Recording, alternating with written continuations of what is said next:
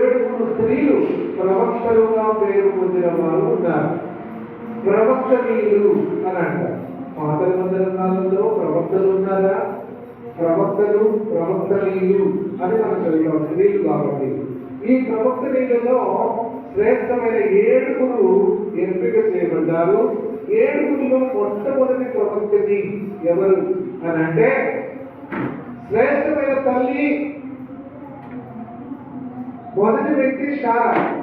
అలాగే శ్రేష్టమైన ప్రవక్తనీయులు కూడా మొట్టమొదటి వ్యక్తి శారా, రెండవ వ్యక్తి మిరియాము, మూడవ వ్యక్తి దెబోరా, నాలుగవ వ్యక్తి చానా, ఐదవ వ్యక్తి అబిగయీలు, 6 హుల్దా, 7 ఎస్తేరు.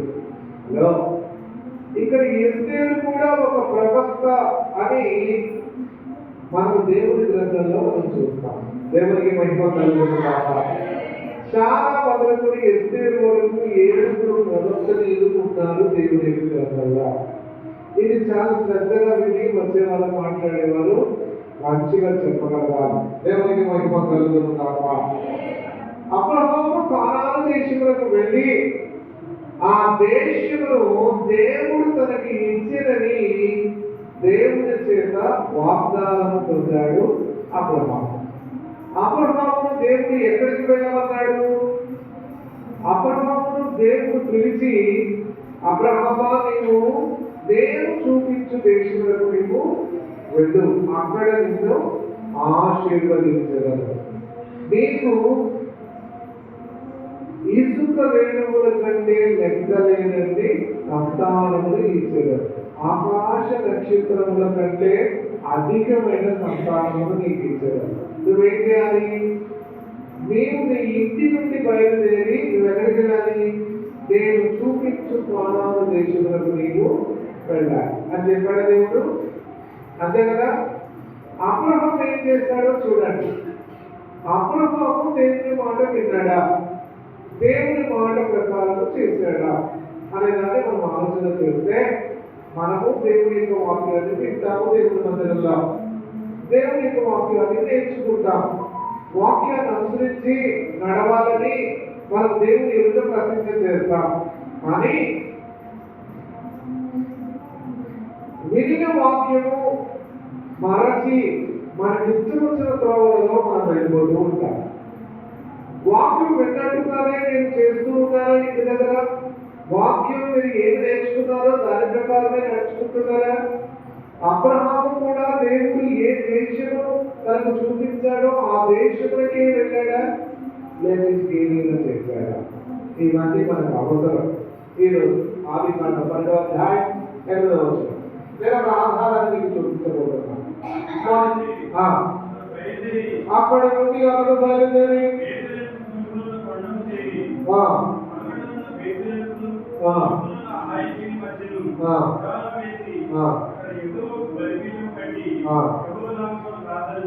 దేవునికి మహిమ కలుగును గాక.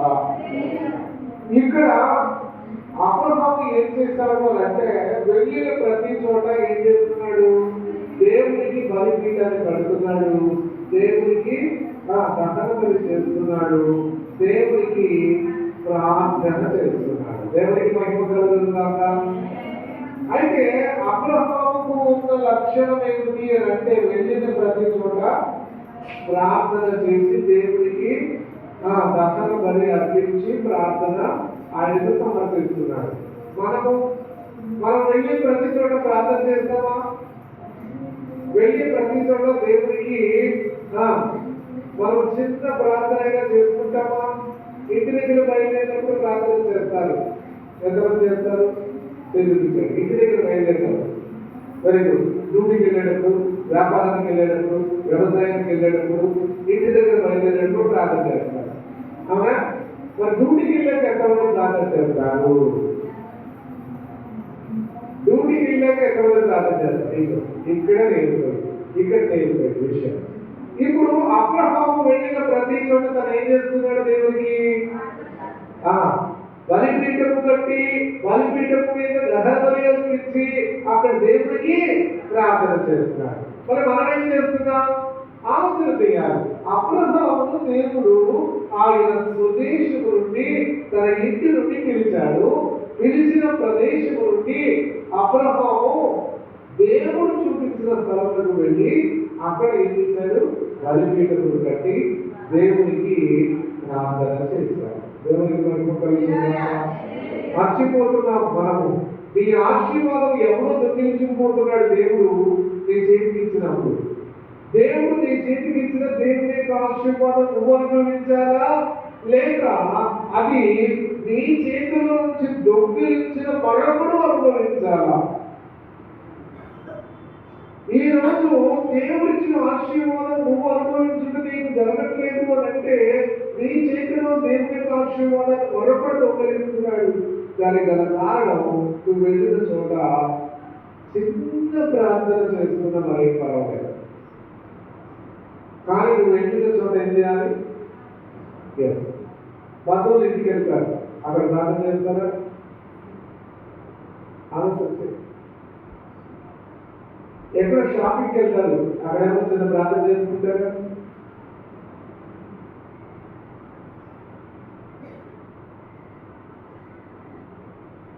ఇలా మనం ఆలోచన చేస్తే చాలా విషయాల్లో దేవుని యొక్క చిత్తంలో మనం సరిగా చేయడం లేదు కాబట్టి మనము దేవుని యొక్క ఆశీర్వాదాన్ని పోగొట్టుకుంటున్నాం. మీ దగ్గర నుంచి వేరొకరు దొంగలిస్తున్నారు. దేవుని పరిపక్వత దేవుడు చూపించిన చోట ఏమొచ్చింది అని అంటే కరువు వచ్చింది. కరువు వచ్చింది ఎవరికి? అబ్రహాం. కరువు వస్తే ఏం చేయాలి? కరువు వస్తే ఏం చేయాలి? కరువు వచ్చింది కాబట్టి ఆ కరువులో ఆ ప్రదేశంలో దేవుడు చెప్పాడు కాబట్టి అక్కడే ఉండాలా, అక్కడి నుంచి వేరే చోటకి వెళ్ళిపోవాలా? ఆలోచన వచ్చాయి. అక్కడే ఉండాలా, వేరే చోటకి వెళ్ళాలా? అసలు దేవుడు ఏమని చెప్పాడు? నేను చూపించు దేశంలో నీవు వెళ్ళు, అక్కడే ఉండు, అక్కడ నిన్ను నేను ఆశీర్వదించను. చెప్పండి, అక్కడే నీకు నేను. అంతే కదా? మరి అక్కడ వెళ్ళిన తర్వాత కర్మస్తే కలుగుతాము. కర్మస్తే నేను పోషించలేడా నీ దేవుడు? కష్టం వస్తే నిన్ను కాపాడలేడా నీ దేవుడు? ఆపద వస్తే నేను రక్షించలేడా నీ దేవుడు? అయితే అబ్రహాం ఏం చేశాడు? అబ్రహాము దేవుడు చూపించే దేశంకు వెళ్ళి అక్కడ కరువు వచ్చిందని అక్కడి నుంచి ఐగుప్తు దేశంలో వెళ్ళాడు. ఇది తప్పు కాదా? చెప్పాలి. ఇది తప్పు కాదా? ఓకే. ఐగుప్తు దేశంలోకి వెళ్ళిన తర్వాత ఏం జరిగింది? ఐగుప్తు దేశంలో అబ్రహాము చేరిన తర్వాత అక్కడ ఐగుప్తు దేశంలో ఫరో చూశాడు. ఫరో చూసి ఈమె చాలా సౌందర్యం కలిగింది. ఎంతకేమన్నా శాలకు ఎన్ని బిరుదులు నేను చెప్పాను, నాకు లెక్క పెట్టి మీరు చెప్పాలి, మెసేజ్ చేయగలరు. ఓకే, నేను ఇప్పటికీ ఎన్ని చెప్పాను? 2 చెప్పాను. ఇప్పుడు 3 కూడా చెప్పాను. ఇప్పుడు చెప్పండి, 3 ఏంటో చెప్పాను. 3 చెప్పాను శాలకు గురించి. మొదటి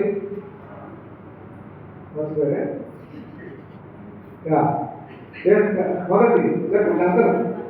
మొదటి ఆమె ఎటువంటి తల్లి? ఆమె గొప్ప పేరు కలిగిన తల్లులలో ఒక శ్రేష్టమైన తల్లి. రెండవది, ఆమె ఒక ప్రవక్తిని. మూడవది, చాలా ఉన్నాయి. ఇప్పుడు ఐగుప్తు దేశంలోకి వెళ్ళిన తర్వాత ఈమె ఎవరు అని ఆరాధిస్తున్నప్పుడు అబ్రహాము ఫరో దగ్గర నుంచి ఒక వ్యక్తి వచ్చి అబ్రహాముతో మాట్లాడుతూ, అబ్రహామా, నీతో ఉన్న ఈ సౌందర్యవతి ఎవరు అని అంటే అబ్రహాం ఏమన్నాడు? నా చెల్లెలు అని చెప్పాడు. వెంటనే ఫరో ఆజ్ఞాపించాడు, ఆమెను ఎత్తుకురండిరా అని. అంతేనా? ఓకే. ఇప్పుడు ఆమెను తీసుకుని పోయి ఫరో తన ఇంట పెట్టుకున్నాడు. తప్పెవరిది? మాట్లాడు. ఎవరిది? నేను చాలా అర్థమైనట్టుగా నేను మాట్లాడాను. ఎక్కడ తేడా చెప్పలేదు. విషయం నాకు చెప్పాలి. దేవుడు ఏమని చెప్పాడు? నేను చూపించు దేశంలోకి వెళ్ళి అక్కడ ఉండవలను, అక్కడ నిన్ను ఆశీర్వదించను. ఇప్పుడు నేను చూపించు మందిరములోనికి నీవు రావలను, ఆ మందిరంలో నీవు ఆత్మీయంగా ఎదగవలను, అక్కడ నేను నిన్ను ఆశీర్వదించను. ఇప్పుడు ఏం చేస్తున్నావు ఆలోచన. దేవుని యొక్క మందిరము నీకు ఏది నీకు దేవుడు ఎంపిక చేశాడో ఆ చోట నీవు ఏం చేయాలి? నీవు దేవుడు ఇచ్చు ప్రతి ఆశీర్వాదం అక్కడ నుండే సంపాదించుకోవాలి. దేవునికి మహిమ కలుగును గాక. ఇప్పుడు అబ్రహాము ఏం చేశాడు? దేవునికి ఇచ్చిన మాట తప్పాడు. అక్కడి నుంచి ఐగుప్తుకి వెళ్ళాడు. ఐగుప్తులో తన భార్యను మరో ఎత్తుకుపోయాడు. దేవునికి మహిమ కలుగును గాక. కాబట్టి ఇక్కడ మనం చూస్తే ఇది అనాలోచితమైన నిర్ణయమా కాదా? శారీరకంగాను మానసికంగాను సమస్యలు నీకు వస్తే అనాలోచితమైన నిర్ణయాలు నువ్వు నీ జీవితంలో తీసుకుంటున్నావు కదా. శారీరకంగాను మానసికంగాను కరువు ఇటువంటి పరిస్థితులు నీ జీవితంలో ఎదురైనప్పుడు నీవు అనాలోచితమైన నిర్ణయాలు తీసుకుంటున్నావు కదా. ఈ అనాలోచితమైన నిర్ణయాల యొక్క ప్రభావము నీ మీద ఎటువంటి పరిస్థితులు తీసుకొచ్చిందో దేవుడు అబ్రహాము జీవితం ద్వారా నీతో మాట్లాడుతూ ఉన్నాడు. ఏం చేయకూడదు? మనం అనాలోచితమైన నిర్ణయాలను తీసుకోకూడదు. సరైన ఆలోచన లేని నిర్ణయాలను తీసుకోకూడదు. మీరు ఏదైనా కీలకమైన ఆలోచన తీసుకుంటున్నప్పుడు మీరు దేవుడిని అడుగుతున్నారా? దేవుడి మీద ఆధారపడుతున్నారా? దేవుడి యొక్క విచారణ చేస్తున్నారా? దేవుడికి ఇది యొక్క సమస్యను చెప్పుకుంటున్నారా? ఇది ఆలోచన చేయాలి. మనకు వెంటనే ఎవరు గుర్తుకొస్తారు? నయోమి గుర్తుకొస్తారు. నయోమి ఏం చేసింది? నయోమి చేసిన పని ఏమిటి అని అంటే, నయోమి తాను ఉన్న స్వదేశంలో ఏమొచ్చింది? కరువు వచ్చింది. ఆ కరువు వచ్చినప్పుడు ఆమె బెత్లెహేము నుండి ఎక్కడికి పోయింది? మోయాబు ప్రాంతానికి వెళ్ళింది. మోయాబు ప్రాంతానికి వెళ్ళడం దేవుని యొక్క నిర్ణయమైనా, దేవుని యొక్క చిత్తమైనా, దేవుని యొక్క చిత్తము అనేది ఎలా ఆలోచన చేస్తాం? మోయాబు వెళ్ళిన తర్వాత భర్త చనిపోయాడు, పెద్ద కుమారుడు చనిపోయాడు, చిన్న కుమారుడు చనిపోయాడు. ఇన్ని అనర్థాలు జరిగాయి. వాటి వెనుక ఏ నిర్ణయం తీసుకుంటే అలా జరిగింది? నయోమి అనాలోచితమైన నిర్ణయాన్ని అక్కడ తీసుకుంది దేవుని గ్రంథంలో. కాబట్టి వారి యొక్క జీవితంలో ఏమొచ్చింది అని అంటే, చాలా కఠినమైన పరిస్థితి వారికి ఎదుర్కొనే దుస్థితి వారికి వచ్చింది. ఆ దుస్థితి వచ్చినప్పుడు నయోమి తీసుకున్న నిర్ణయం తప్పు అన్న విషయము నయోమి అర్థం చేసుకోగలిగిందా లేదా? చేసుకోగలిగిందా? కాబట్టి దేవుడు చూపించిన ఆ దేశంలో నీవు, ఆ ప్రదేశంలో నీవు అక్కడనే ఉండాలి, అక్కడనే నీవు నివాసము చేయాలి. అక్కడ నీవు కాక వేరొక చోటికి నీవు వెళ్ళినట్లయితే అనాలోచితమైన నిర్ణయాలు నువ్వు తీసుకున్నావు అని అర్థం. ఆ నిర్ణయం కారణంగా నీకేమవుతుంది? దేవుడి యొక్క ఆశీర్వాదం నీవు పోగొట్టుకుంటున్నావు. దేవునికి మహిమ కలుగును. అబ్రహాము విషయంలో అదే జరిగింది. కాబట్టి ఇక్కడ మనము చాలా 3 ప్రత్యేకమైన లక్షణాలు మనం చూస్తున్నాం. చాలా తల్లులందరిలో శ్రేష్టమైన తల్లి. రెండవది ఆమె ప్రవర్తని. మూడవది సౌందర్యవతి. కాబట్టి ఏం చేయాలి? చాలా జాగ్రత్తగా ఉండాలిగా. ఏమో ప్రవర్తన ఎక్కడ పెడతారో పోతారా? మంచి పేరున్న తల్లి ధర్మాన్ని ఆమె చేయకుండా ఆమె తన సొంత నిర్ణయం మీద పోతుందా? అబ్రహాముకు భార్య కూడా చెప్పుకుంటారు. అబ్రహాము కంటే ఇక్కడ భార్యకి ఎన్ని క్వాలిటీస్ ఉన్నాయి? భార్యకు 3 క్వాలిటీస్ ఉన్నాయి, కానీ అబ్రహాముకు ఒకటే ఉంది. ఏమిటి? దేవుడు చెప్పాడు, ఆ మాట ప్రకారం వెళ్ళాడు, అంతే. వెళ్ళాడు కానీ ఆ మాట నిలబెట్టుకోలేదు. ఈ విషయాలు మనకి ఏం నేర్పిస్తున్నాయంటే అనాలోచితమైన నిర్ణయాలు నీ జీవితంలో నువ్వు తీసుకున్న ప్రతి దానికి నీ జీవితంలో నీవు నష్టము అనే దానిని నువ్వు అనుభవిస్తున్నావు. దేవునికి మహిమ కలుగును కాక. దేవుడు నమ్మదగిన వాడు కానీ మనుషుడు నమ్మదగిన వాడు కాడు. అంటే దేవుడు నమ్మదగిన వాడు కానీ మనుషుడు నమ్మదగిన వాడు కాదు. దేవుడు నమ్మదగిన వాడు కాబట్టి చాలా మరో ఇంటిలో మరో యొక్క భార్యగా ఉండవలసిన గత్యంతరం వచ్చింది కాబట్టి అబ్రహాము తీసుకున్న అనాలోచితమైన కారణం చేత ఇప్పుడు నమ్మదగిన దేవుడు ఎవరిని కాపాడాడు? శారాను కాపాడాడు. అలాగే అంటే నమ్మదగిన దేవుడు ఉన్నాడు కాబట్టి నువ్వు ఏదైనా చేస్తావా? నమ్మదగిన దేవుడు నీకు తోడై ఉంటాడు అని నువ్వు ఏదైనా చేస్తావా? అలా కదా. ఈ డాబా మీద నుంచి అవతల డాబా మీద ఒక తాడు కట్టి దాని మీద నడవడుకొని నడుస్తారు ఎవరైనా? నమ్మదగిన దేవుడు ఉన్నాడు కదా, అలాంటివి చేయడు. ఏం చేస్తారు? సొంత నిర్ణయాలు మాత్రం తీసుకుంటారు. అవునా? కాబట్టి సొంత నిర్ణయాలు చాలా చాలా భయంకరమైనవి. నమ్మదగిన దేవుడు ఏం చేశాడంటే ఫరోను దండించాడు, ఫరోకు బుద్ధి చెప్పాడు. ఫరో చేసిన తప్పిదానికి ప్రతిఫలంగా బహుమానములు తన చేతి చేత ఇప్పించాడు. కానీ ఇది సరైన త్రోవలో పొందిన ఆశీర్వాదము కాదు. సరైన త్రోవలో పొందిన ఆశీర్వాదము కాదు. అసలు ఇది ఆలోచన చేస్తే మీకు ఏమనిపిస్తుంది? భార్యను తాకట్టు పెట్టి తెచ్చుకున్న సొమ్ము. ఒకసారి చెప్పండి అందరూ. ఇంకొకసారి, మూడోసారి. ఓకే. ఇలాంటి విషయము అబ్రహాము జీవితంలో దేవుడు అనుమతించాడా లేదా? అనుమతించలేదు. దేవుడు అబ్రహాము జీవితంలో అటువంటి దానిని అస్సలు ఆయన అనుమతించలేదు, ఇష్టపడలా. కానీ అబ్రహాము తప్పిదము ద్వారా తెలుసుకున్నాడు. మరి నా ప్రశ్న ఏమిటి అంటే, ఫరో ఇచ్చిన బహుమానములన్నీ కూడా శ్రేష్టమైనవా కావా? నాకు చెప్పండి. ఫరో ఏమి ఇచ్చాడు ఒకసారి చెప్పాలి, గుర్తు చేస్తాను. ఒక నిమిషం. ఫరో ఏమి ఇచ్చాడు అంటే గొర్రెలు, గొడ్లు, గాడిదలు, ఒంటెలు, దాసులు, దాసీలు, పనికెత్తెలు ఇవన్నీ ఇచ్చాడు. ఇప్పుడు చెప్పండి, ఫరో ఇచ్చినవన్నీ కూడా మంచి బహుమానములేనా? మాట్లాడలేదు.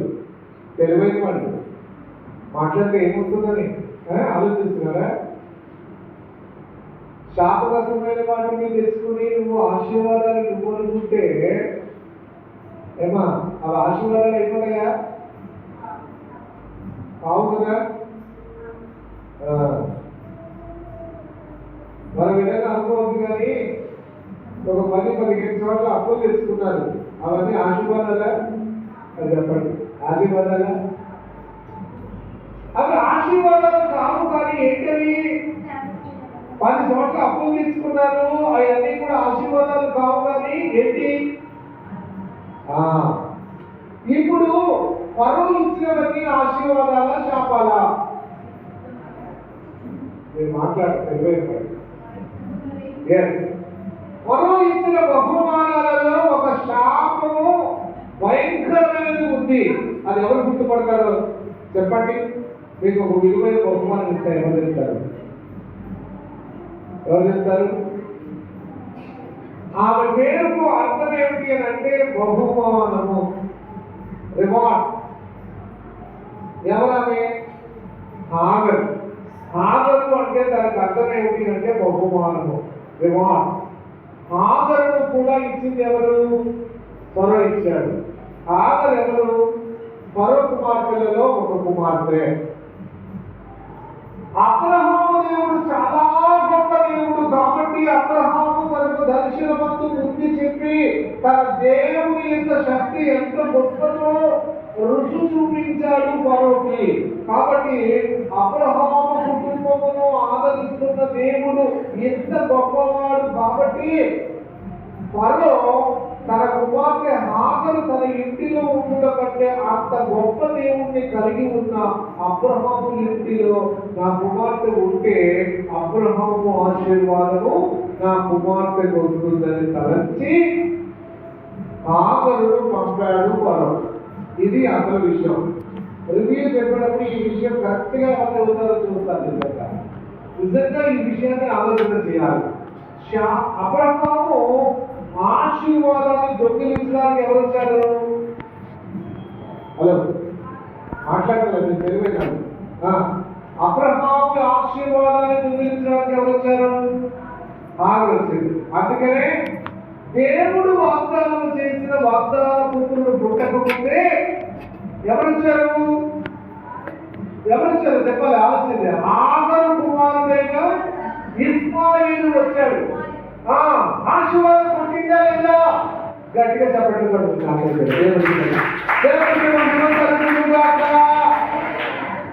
ఈ రోజు ఈ ఆశీర్వాదాన్ని దేవుని మాట ధిక్కరించి దేవుని యొక్క ఉద్దేశము పక్కకు పెట్టి నీ యొక్క సొంత ఆలోచనతో నీ సొంత నిర్ణయంతో నీవు తీసుకునే ఆ నిర్ణయము వెనుక దేవుని యొక్క ఆశీర్వాదం నీ యొద్ద నుండి దొంగిలించే వ్యక్తులు నీకు నీ కుటుంబంలో వస్తారు అనే విషయాన్ని మనము గమనించాలి. దేవునికి మహిమ కలుగును గాక.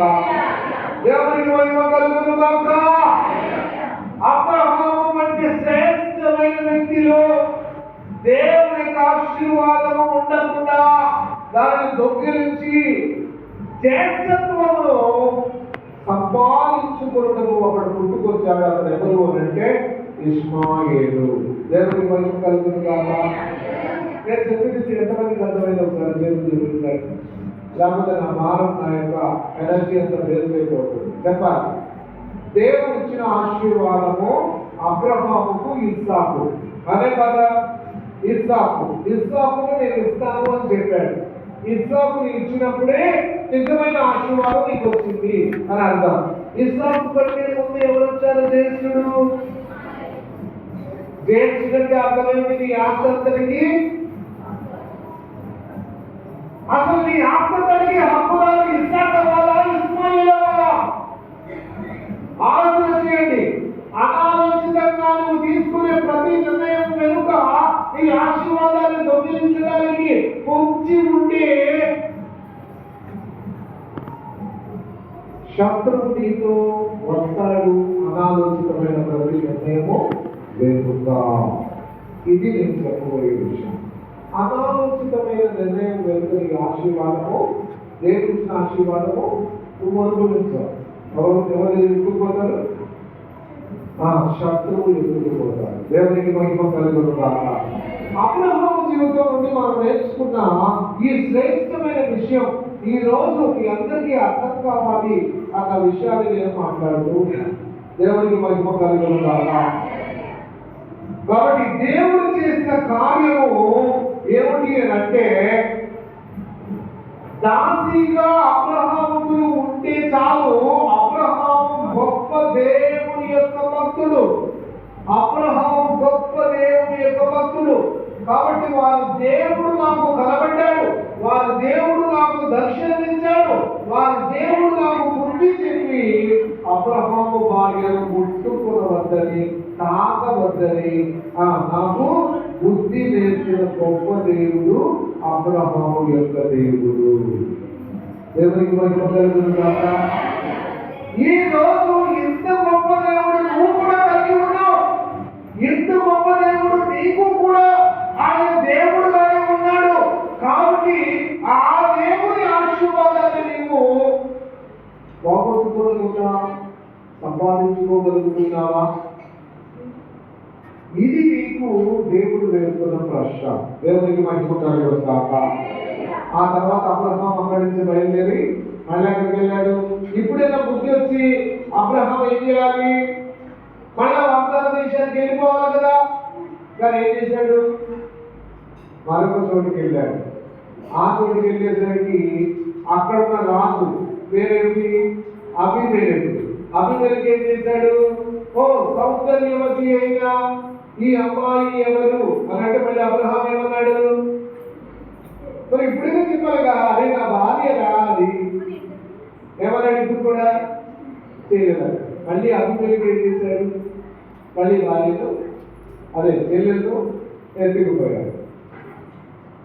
నిజంగా ఎంత ఘోరమైన విషయం అంటే, మీకున్న దేవుని యొక్క ఆశీర్వాదాన్ని ఎంతమంది దొంగిలిస్తున్నారో నీ బ్రతుకులో, నీ విశ్వాస జీవితంలో కూడా నీవు చేసే తప్పుడు కార్యాల వల్ల, నీవు తీసుకునే తప్పుడు నిర్ణయాల వల్ల నీ జీవితంలో జరిగే ప్రతి ఆశీర్వాదాన్ని నీ శత్రువు దొంగిలించుకోబోతున్నాడు.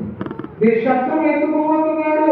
ప్రియమైన దేవుని యొక్క సంగమా, ఈ దినాల్లో శత్రువు చేతిలో నుండి నీ ఆశీర్వాదాన్ని నీవు పోగొట్టుకోకుండా కాపాడుకుంటే నీకు తెలుసా లేదా? నీకు చాటు అవుతుందా లేదా? నీకు వస్తుందా రాదా? ఈ విషయాన్ని నీవు జవాబు చెప్పాలి. దేవునికి మహిమ కలుగుతుందా? కాబట్టి పిల్లలు కలగలేదని చాలా అనాలోచితమైన నిర్ణయాన్ని తీసుకుని దానికి ఎన్ని రకాలైన పరిస్థితులు ఎదుర్కొందో మనం ఆలోచన చేయాలి. ఏంటి? 2 సార్లు భార్యను ఎవరు ఎత్తుకుపోయారు? పరాయి రాజులు ఎత్తుకుపోయారు. ఇప్పటికైనా బుద్ధి రావాలి కదా. అప్పుడు రాదు. అసలే మనం పెద్ద పురుకులకి ఏమి రాదు? బుద్ధి రాదు. ఎన్ని జరిగినా ఇంటిలో, నీ జీవితంలో ఎన్ని జరిగినా బుద్ధి రాకపోవడానికి కారణం అనాలోచితమైన నిర్ణయాలు నువ్వు తీసుకుంటున్నావు. ఎందుకు అంటే, అబ్రహాం ఒక పని చేశాడు. వెళ్ళిన ప్రతి చోట దేవుడికి ప్రార్థన చేశాడు. మనం ఏం చేస్తాం? మనం అలా చేయం. ఇంటి దగ్గర మాత్రమే ప్రార్థన చేస్తాం. బయటకు వెళ్ళిన తర్వాత బజార్లో ఉన్నాయన్నీ చూస్తాం. ఐగుప్తు చూశాడా? అబ్రహాం చూశాడు. అబీమెలెకు యొక్క రాజ్యాన్ని చూశాడా? చూశాడు. జరగాల్సిన అనంతాలు జరిగాయా? కాబట్టి నువ్వేం చూడకూడదు? లోకమును చూడకూడదు. లోకమును నీవు ప్రేమించకూడదు. లోకములో ఉన్న వాటినైనను, లోకములో మరి దేనినైనను నీవు ప్రేమించక నువ్వు ఎవరిని ప్రేమించాలి? నీ దేవుడైన యెహోవాను మాత్రమే ప్రేమించవలెను. అప్పుడు ఏమవుతుంది? ఆయన ఇచ్చిన ప్రతి, నువ్వు బైబిల్లో ఏ ఆశీర్వాదాన్ని చదువుతావో ప్రతి ఆశీర్వాదం నీకు ఎప్పుడు ఇస్తాడో తెలుసు. దేవుడు ఆయన చెప్పినట్టుగా నువ్వు చేసావనుకో, బైబిల్లో చదువుకున్న ప్రతి ఆశీర్వాదము నీకు వెంటనే ఇస్తాడు. అంతే. దేవుడికి మహిమ కలుగుతుందా? తెలివైన బైబిల్ చదవట్లే ఇంటి దగ్గర. బైబిల్ చాలా మంచి ఆశీర్వాద గ్రంథము అంటే లాటరీ వేసి చదువుతారు. నచ్చిన పేజీ తీసుకుని నచ్చిన ఆశీర్వాదం చదువుకుంటారు. ఇలాంటి పరిస్థితులు కాదు దేవుడు చెప్పారు. ప్రతిరోజు ఒక క్రమము చెప్పిన మీరు ఇంటి దగ్గర బైబిల్ చదవాలి. అంతే. దేవునికి మహిమ కలుగుతుందా? ఈరోజు పిల్లలు కలగలేదని చాలా అనాలోచితమైన నిర్ణయాన్ని తీసుకుంది. దళితులకు రాసిన పత్రిక 4వ అధ్యాయం 7వ వచనం. గలతీ 4:29. అప్పుడు శరీరమును బట్టి పుట్టినవాడు ఇదిగో చూడు, ఆత్మానుసారముగా పుట్టిన వారిని ఏం చేస్తాడు? ఓకే, చాలు. అంతకంటే కావాలి నీకు నేర్చుకోవడానికి. వాక్యంలో ఏముందో తెలుసా? శరీరానుసారముగా పుట్టిన వారు ఆత్మానుసారముగా పుట్టిన వారిని ఏం చేస్తారు? హింస పెడతారు. నీకేమైనా అర్థమైందా? పరిశుద్ధులైన దేవుని పిల్లలను అపవిత్రులైన లోకస్తులు హింస పెడతారు. అలా అర్థమైందా నీకు? ఇప్పుడు దేవుడు వాగ్దానం చేసిన కుమారుడైన ఇస్సాకు పుట్టక ముందే ఇస్మాయిలు హాగరు ద్వారా పుట్టాడు. హాగరు ద్వారా పుట్టినవాడు శరీరానుసారి, దేవుని వాగ్దానాలు చొప్పున పుట్టినవాడు ఆత్మానుసారి. ఇప్పుడు చెప్పండి, ఇదేమన్నా రాస్తుంది? శరీరానుసారమైన. శరీర సంతతి, ఆత్మీయ సంతతి. శరీర సంతతి ఎవరు చెప్పాలి? అందరూ చెప్పాలి. శరీర సంతతి ఎవరు? ఇస్మాయిల్. ఆత్మీయ సంతతి ఎవరు? ఓకే, ఇది మీకు అర్థమైంది అనుకుంటా. ఇక నెక్స్ట్ శరీర సంతతి, ఆత్మీయ సంతతి, ఈ రెండు కూడా మీరు గమనించాలి. ఈ రెండు కూడా మీరు ఎప్పుడైతే లోతుగా తెలుసుకుంటారో అప్పుడు మీకు అనేక విషయాలు అర్థమవుతాయి. ఇస్మాయిలుకు వయసు ఎంత వచ్చింది? 14 సంవత్సరాలు. చూడండి, అకేదా అంటే అర్థం బంధించుట. యేసు క్రీస్తు వారిని ఏం చేశారు? గెత్సెమనే తోటలో రోమా సైన్యం వారు వచ్చి వాళ్ళు ఏం చేశారు అని అంటే యేసు క్రీస్తును బంధించారు. అవునా కదా? ఇక్కడ అకేదా అంటే బంధించుట. ఎవరు బంధించబడ్డారు అన్న విషయాన్ని మీతో మాట్లాడాలి. రెండవ స్క్రీన్లో మనం చూస్తున్నాం. ఇస్మాయిలు 14 సంవత్సరాల వయసులో ఉన్నప్పుడు ఇస్సాకు దేవుడు వాగ్దానం చేసిన కుమారుడు అబ్రహాము శారాలకు పుట్టాడు. అబ్రహాముకు 100 సంవత్సరాల వయసులో, శారాకు 80 సంవత్సరాల వయసులో ఇస్సాకు పుట్టాడు. ఆ ఇస్సాకు పుట్టినప్పుడు అబ్రహాము ఏం చేశాడు అంటే ఒక పెద్ద విందును చేశాడు. ఆ విందుకు ఎవరు పిలిచాడు? అబీమెలెకు, ఫీకోలు, నాహోరు, అంటే శారాను ఎత్తుకుపోయిన ఒక రాజును పిలిచాడు అబ్రహాము. శారాను ఫరో ఒకప్పుడు అక్కడ ఎత్తుకుపోయాడు, రెండోసారి అబీమెలెకు అనే రాజు ఎత్తుకుపోయాడు. ఇప్పుడు అబ్రహాము తన కొడుకు వాగ్దాన పుత్రుడు పుట్టినప్పుడు ఏం చేయాలి? పరిశుద్ధులతో మాత్రమే ఆ విందును చేసుకోవాలి. అంతే కదా? శరీరానుసారులతో కాదు, కానీ ఆత్మానుసారులతో ఆ విందును చేసుకుని దేవుణ్ణి మహిమపరచాలి.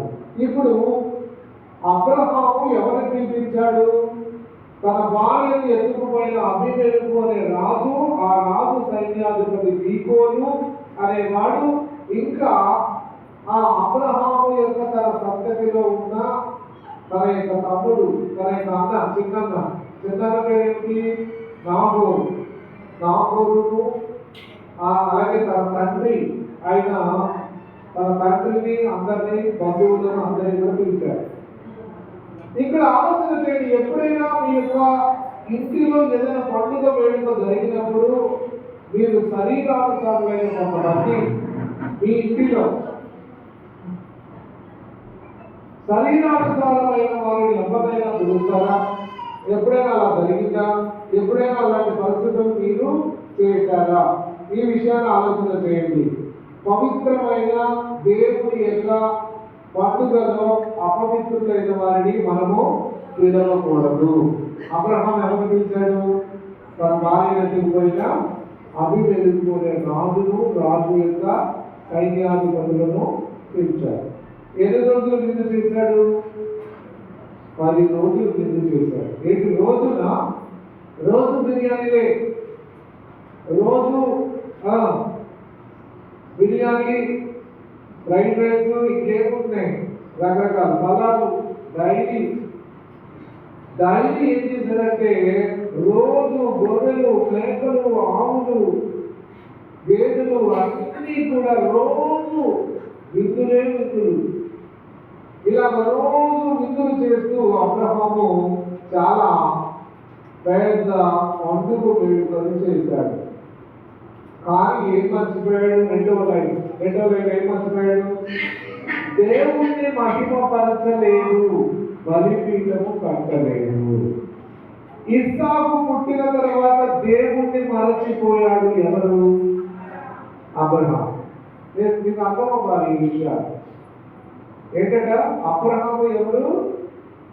దేవుని చేత ఎంపిక చేయబడిన గొప్ప ప్రవక్త, అవునా? కానీ అబ్రహాం ఏం మర్చిపోయాడు? ఇస్సాకు పుట్టిన తర్వాత దేవుణ్ణి మరచిపోయి ఎవరు పిలుచుకున్నాడు?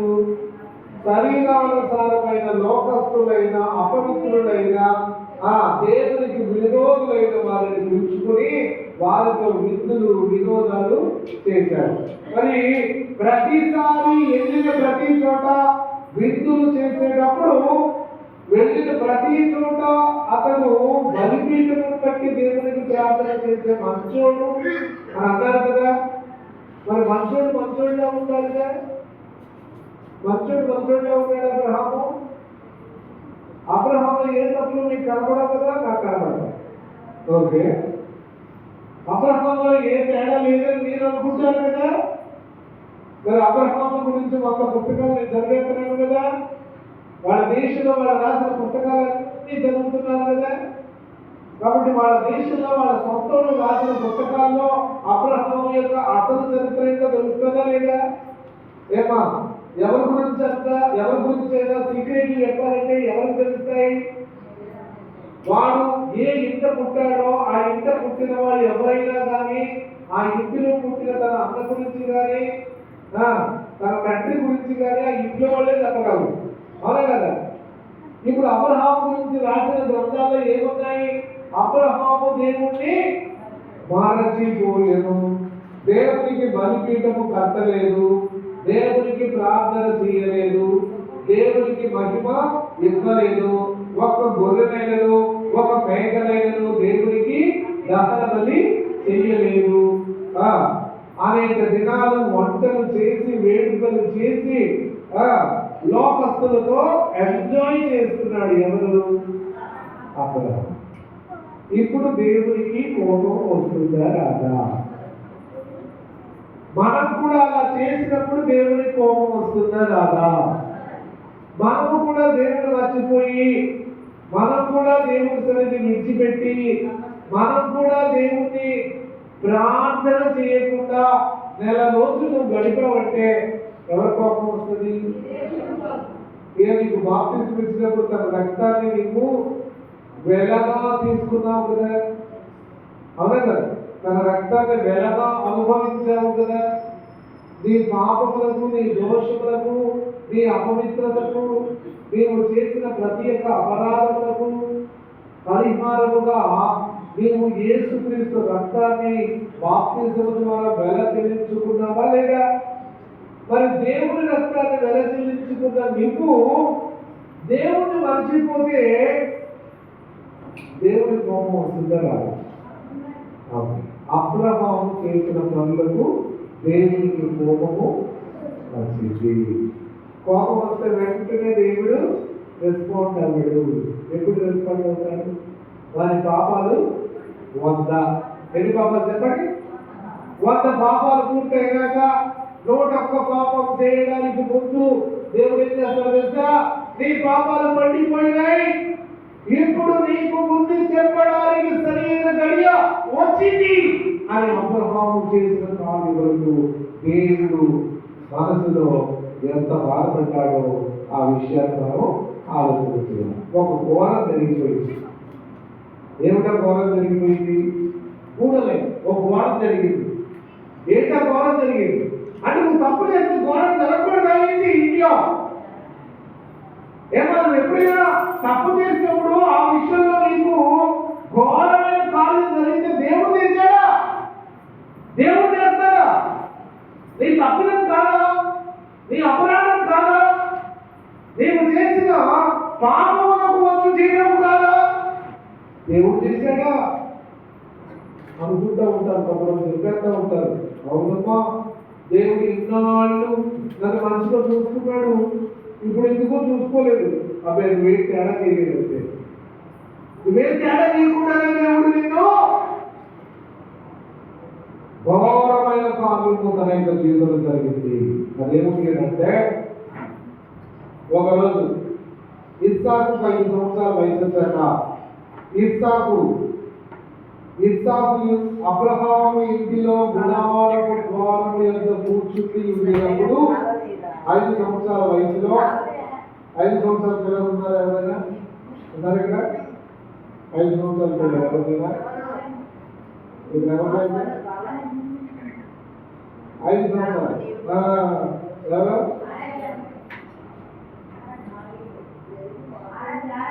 ఆరాధ్య 5 సంవత్సరాల వయసు అమ్మాయి ఆ అబ్బాయిలు 5 సంవత్సరాల అంత వయసు ఉన్న ఇస్సాకు గుడారపు ద్వారం వద్ద కూర్చున్నప్పుడు ఇస్మాయిలు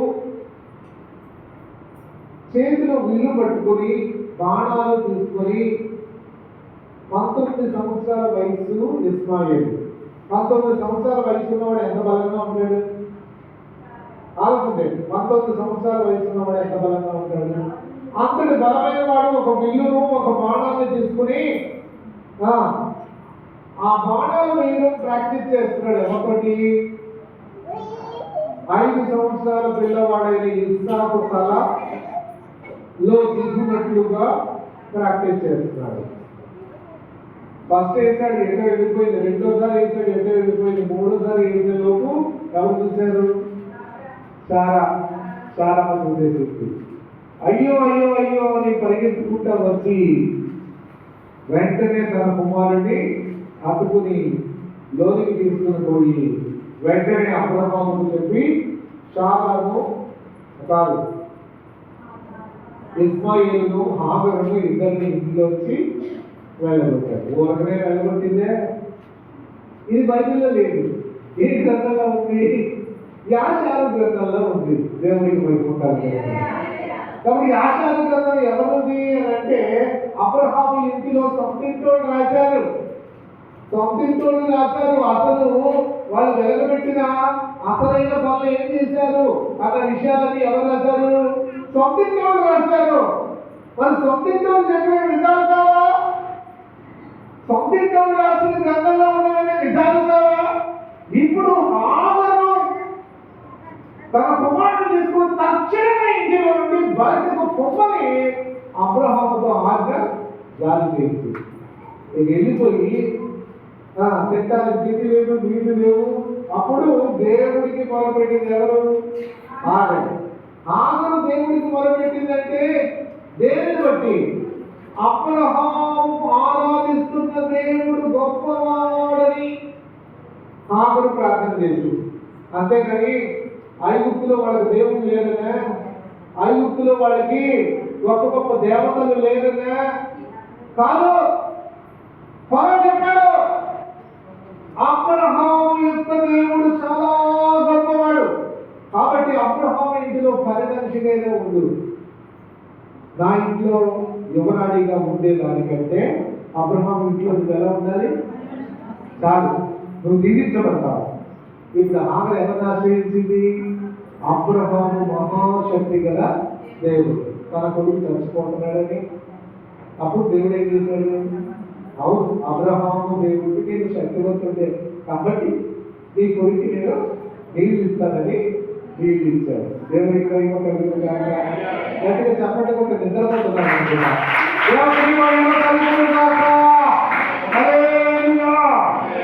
నీ వాక్యం నాకు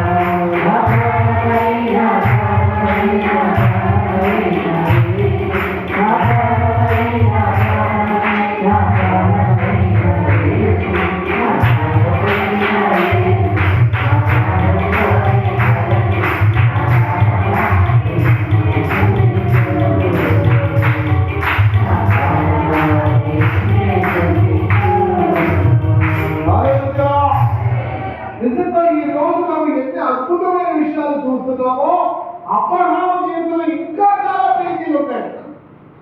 మీరు ఎప్పుడూ కలిగి ఎన్నో చరిత్రలు ఉంటాయి. అవన్నీ కూడా మీకు నేర్పించడానికి నేను ఎంతో ఇష్టపడుతూ ఉన్నాను. ఇదేంటి యేసుక్రీస్తు దినువు గురించి చెప్తారనుకుంటే మళ్ళీ అబ్రహాము జీవితంలో జరుగుతుంది చెప్పడం చెప్పవన్నీ మళ్ళా చెప్తా అంతే. దేవునికి మహిమ కలుగుతుంది. కాబట్టి ఇక్కడ ఇంత ఘోరమైన కార్యం జరుగుతూ ఉంది అని అంటే మనం ఆలోచన చేయాలి. ఈ బాణము గాని ఇస్సాకు యొక్క తలలో గుచ్చుకుంటే ఏమయ్యేది? ఇప్పుడు నేను చెప్పింది కరెక్టా కదా? శారద పొర్ర ఇంటి నుంచి ఏం తీసుకుంది? ఆశీర్వాదమా శాపమా? ఓకే, నా పాయింట్ చెప్పింది. నేనేం చెప్పాలనుకుంటున్నానో నీకు అర్థం అవుతుంది. ఆలోచన చేత నీవు తీసుకునే నిర్ణయం వెనుక శాపము నీ ఇంటికి వస్తుంది. ఆ శాపము నిన్ను హరించి వేస్తుంది. ఆ శాపాన్ని ఎవరు గుర్తించారు? అబ్బా, మొదటి బాణం రెండో బాణం గుచ్చుకుంటుంటే ఎంత భయంకరంగా ఉంటుంది పరిస్థితి. కానీ రెండు బాణాలు గుచ్చుకోవాలా. మూడవ బాణం రాకముందుకే శారాయి వచ్చి తన కొడుకుని, అప్పటి నుండి శారాయి తన కొడుకుని తన కౌగిలి నుండి విడిచిపెట్టకుండా కాపాడుతున్నది. ఇస్సాకును ఒక్క నిమిషమైనను విడిచిపెట్టనంతగా జాగ్రత్తగా కాపాడుతున్నది ఎవరు? ఒక్క నిమిషం చూడకుండా ఉంటే ఎవడు వచ్చి ఏం చేస్తాడు? లేక లేక లేక పుట్టిన తన కుమారుణ్ణి చంపాడు. కాబట్టి ఆగరు అప్పటి నుండి ఏం చేయలేదు? తన కుమారుణ్ణి తన కౌగిలి నుండి విడిచిపెట్టలేదు. దేవునికి మహిమ కలుగును గాక. కాబట్టి అబ్రహాము నిజంగా ఇక్కడ ఏమర్థమవుతుందంటే అబ్రహాము దేవుణ్ణి మరచి ఏం చేశాడు అంటే ఇస్సాకును ప్రేమించాడు, దేవుణ్ణి మరచిపోయాడు. ఇస్సాకును అధికముగా ప్రేమించాడు, ఇస్మాయిలు తరిమి వేయబడ్డాడు. ఇంకెవరున్నారు దిక్కు? ఇస్సాకు తన కుమారుడు ఒక్కడే. ఇప్పుడు ఇస్సాకును అధికముగా ప్రేమించి ఎవరు మర్చిపోయాడు? మీరు దేవుడు ఏదైనా ఆశీర్వాదం ఇస్తే ఆశీర్వాదాన్ని బాగా ప్రేమించి ఉద్యోగం ఇచ్చాడు. ఉద్యోగం వచ్చాక దేవుడు మర్చిపోయే వాళ్ళు ఎంతమంది ఉన్నారు? ఇల్లు కట్టుకోవడానికి ఇల్లు ఇచ్చాక దేవుడు మర్చిపోయే వాళ్ళు ఎంతమంది ఉన్నారు? వ్యాపారం కోసం మంచి వ్యాపారాన్ని, లాభసాటి వ్యాపారాన్ని ఇచ్చాక దేవుడు మర్చిపోయే వాళ్ళు ఎంతమంది ఉన్నారు? లేక లేక పుట్టిన కుమారుడు వచ్చాక మొట్టమొదటి అబ్రహాము చేసిన తప్పులు గుర్తెప్పడు. ఫస్ట్ ఏం చేశాడు? దేవునికి చేయవలసిన విందు మానేసి ఎవరు చేశాడు? పనికి మాలిన అందరికీ, తన భార్యను ఎత్తుకుపోయిన వాళ్ళకి విందు చేశాడు. ఇది ఎంత ఘోరం! ఓకేనా? రెండవది, దేవుణ్ణి ప్రేమించడం మర్చిపోయి ఎవరిని ప్రేమిస్తున్నాడు? ఇది అబ్రహాము చేసిన రెండు నేరములు. ఈ రెండు నేరములు చూసినాక మనకేమర్థం అవుతుంది అంటే ప్రకటన గ్రంథము 2:4, ప్రకటన గ్రంథం 2:4 తీసే ఉంటారు సరే. ఆయనను మొదట నీకుండిన ప్రేమను నీవు వదిలించుకొని, ఇదిగో మొదట నీకున్న ప్రేమను వదిలేసావు. ఏంటి? మొదట దేవుడే ఆధారం చేసుకుని నీవు వచ్చావు, ఇప్పుడు దేవుడే వదిలేసావు. కాబట్టి మొదటిగా నీవు పొందిన ప్రేమ ఏదైతే నీవు కలిగి ఉన్నావో అది పోగొట్టుకున్నావు. కాబట్టి ఇది 136 కీర్తన 23, 136:23, కీర్తన గ్రంథం 136:23.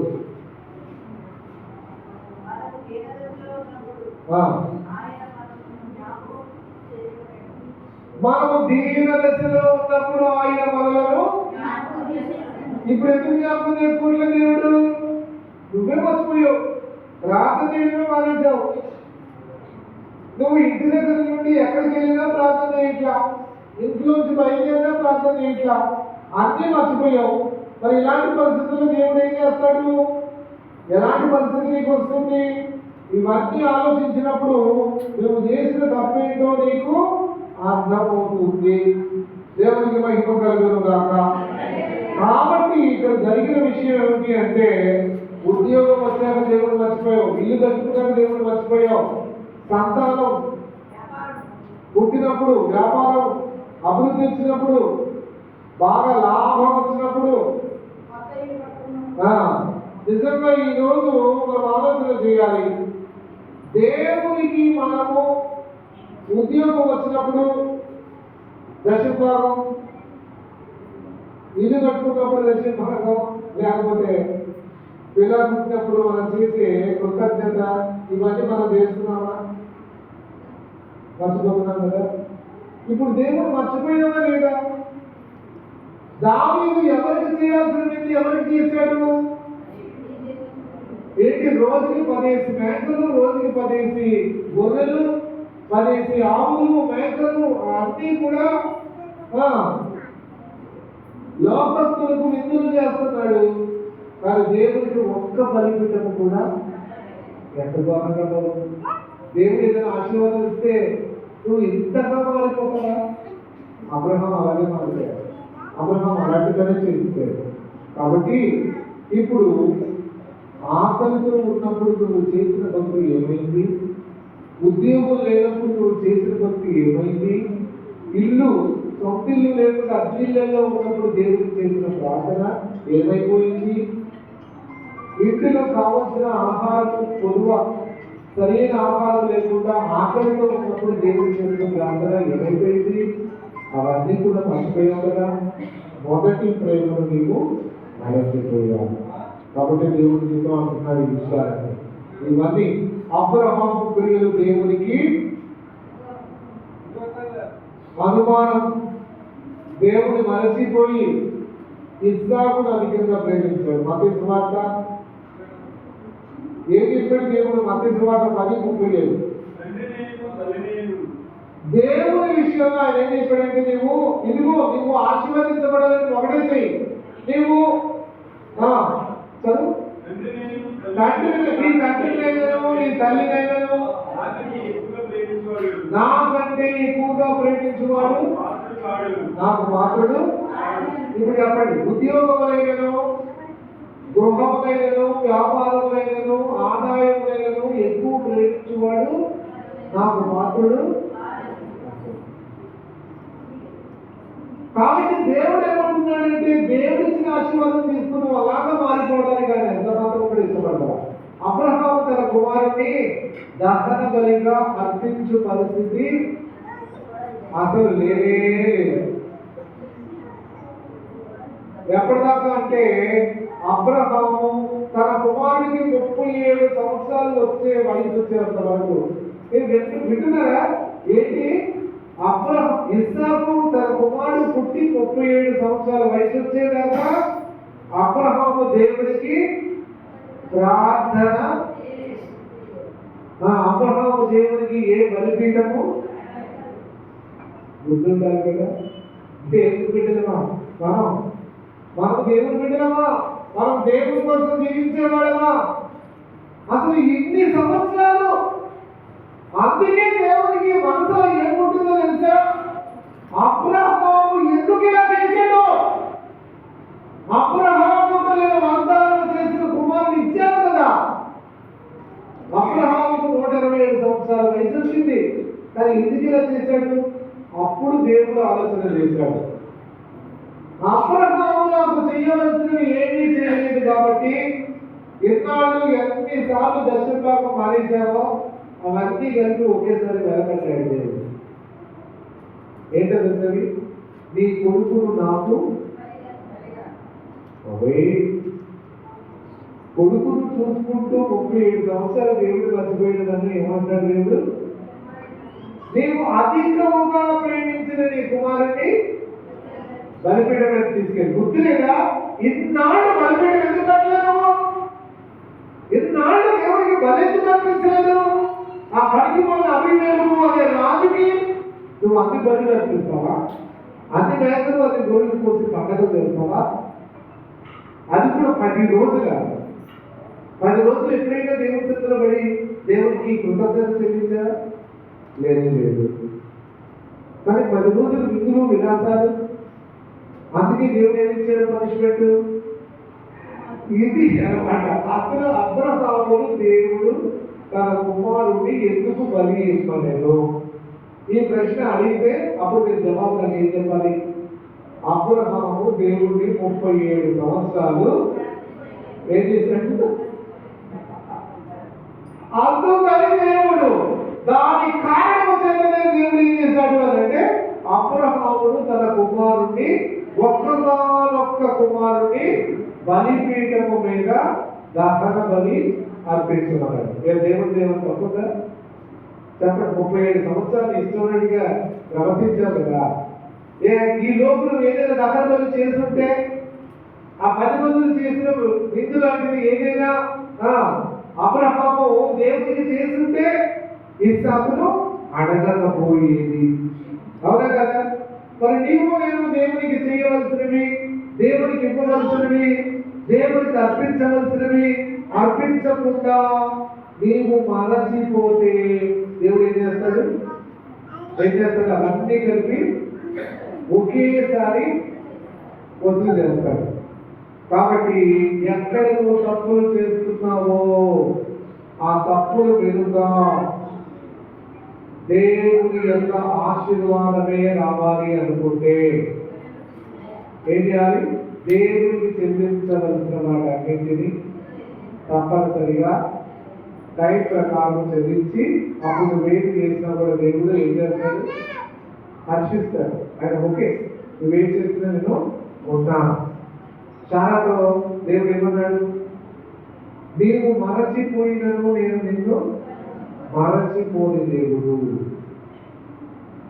కాబట్టి నమ్మదగిన దేవుడు సారాయిని ఫరో ఇంటి నుండి కాపాడాడు. అబ్రహాము చేతిలో ఏమైనా ఉందా? అబ్రహాము ఫరో ఇంటి నుండి తన భార్యను తెచ్చుకోగలరా? చెప్పండి. ఎవరైనా చెప్పండి. మీకు ధైర్యం ఉంటే చెప్పండి. ఫరో ఎత్తుకుపోయాడు అబ్రహాము భార్య నా చెల్లెలు అని చెప్పాడు కాబట్టి, ఓకేనా? ఇప్పుడు ఫరో ఇంటి నుండి అబ్రహాము తన భార్యను తెచ్చుకోగలరా? నమ్మదగిన దేవుడు మాత్రమే తెచ్చాడు. ఇప్పుడు నీ జీవితంలో కూడా నువ్వు చేయాల్సింది ఏమిటి అంటే, దేవునికి నువ్వు చేయవలసినవి చెయ్యకుండా నువ్వు ఏదైనా అడిగితే అది జరుగుతుందా లేదన్న విషయం ముందు దేవునికి చేయాల్సిన ఏదైనా మర్చిపోయావేమో జాగ్రత్త తెచ్చుకో. లేకపోతే మొదటికే మోసం వస్తుంది. ఎవరిని నువ్వు ప్రేమిస్తున్నావో వాళ్ళు ఏమంటాడు? దేవుడు నాకు దహనబలిగా అర్పించు. అభిమేలకు ఎత్తుకుపోయాడు. అభిమేలు ఇంట్లో నుండి అబ్రహాము తెచ్చుకోగలదా తన భార్యని? రాజు అభిమేలకు దేశమని అబ్రహాము. కానీ దేవుడు ఎంత కరుణపైగా ఆలోచించాడు. ఇప్పుడు అబ్రహామును తన కుమారుని బలి ఇవ్వడానికి కారణం అర్థమైందా మీకు? అంతేకాని బైబిల్లో రాస్తుంది కాబట్టి బలించాడు అని చెప్పకండి. అది నిజం కాదు. అసలు నిజం అది కాదు. అసలు అబ్రహామును దేవుడు ఎందుకు బలి ఇవ్వన్నాడు? దాని వెనకాల అబ్రహాము చేసిన పాపాలు, అబ్రహాము చేసిన అవిధేయతలు, అబ్రహాము చేసిన లోపాలు, అబ్రహాము చేసిన తేడాలు, అబ్రహాము దేవుడి విషయంలో 37 సంవత్సరాలు ఎంత నిర్లక్ష్యంగా నడుచుకున్నాడో, దేవుడి ఎదుట తాను చెయ్యరాని తప్పిదాలు ఎన్ని చేశాడో, ఎన్ని సంవత్సరాలు దేవుడి సన్నిధికి పోకుండా బలి అర్పించకుండా దరిద్రం వేశాడో వాటన్నిటికీ ఒకేసారి వడ్డీతో సహా దేవుడు. ఇది సూపర్ వర్తమానం. అంటే అసలు నిజమైన సత్యం అంటే వాక్యం నుంచి ఈ రోజు నీవు గ్రహించగలుగుతున్నావు. కాబట్టి నిజంగా అబ్రహాము చేసిన తప్పులకు మనము ఆలోచన చేస్తే ఇక తప్పదు. ఇప్పుడు ప్రతి నిమిషము కంటికి రెప్పలాగా కాపాడుతూ ఉన్నది ఇస్సాకుని ఎవరు? సార్ ఈ మధ్యలో ఎప్పుడైతే ఇస్మాయిల్ వచ్చి ఒకవేళ బాణ వేసి చంపేస్తారని భయం, ఆ భయం ఎందుకుంది? అబ్రహాం దేవునికి బలర్పించట్లా, అందుకే భయం పోవట్లేదు. అమలు ఏదైనా చేస్తే అది జరుగుతా లేదా? భయం ఎందుకు నీకు? ఏదైనా లోపం నీలో ఉంటే భయం వస్తాయి. ఏదైనా అవిధేయత నీలో ఉంటే భయం వస్తుంది. దేవుడు ఏమైనా చేయాలని తప్పులు ఏదైతే నువ్వు చేసి ఉన్నావో వాటి కారణంగా నువ్వు చేయాల్సిన వాటి విషయంలో మంచి జరుగుతో లేదు అనే దానికి భయం వస్తుంది. కానీ ఇక్కడ మనం చూస్తే ఈ సందేశంలో శారా కంటికి రెప్పలాగా అబ్రహాం ఇస్సాకుని కాపాడుకుంటారు. విడిచిపెట్టలే, ఒక్క నిమిషం కూడా చూపు తప్పిట్లా. ఎవరికి మొదలు ఎవరు చంపేస్తారు? ఒక్క కొడుకు 90 సంవత్సరాల వయసులో పుట్టాడు అని అంతగా చూసుకుంటున్నా ఇస్సాకును ఆ రిబ్కా చేతిలో నుండి